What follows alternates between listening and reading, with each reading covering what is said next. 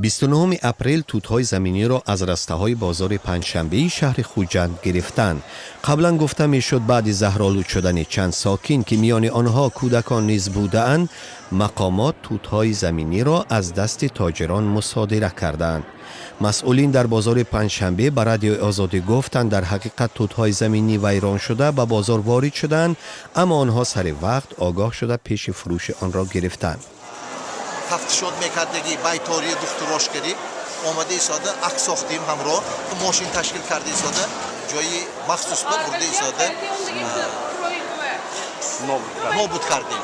حالا در بازار پنجشنبه به گفته این مسئول نوبتداری شبانه تشکیل کردند که باید نگذارند محصولات بی صفت به بازار وارد شود. التماس کردیم از وی بایتاری که آدمای خودشون مانند که سنجن همه محصولات را. در همین حال مقامات آوازه زهرآلود شدن آدمان را تصدیق نکردند.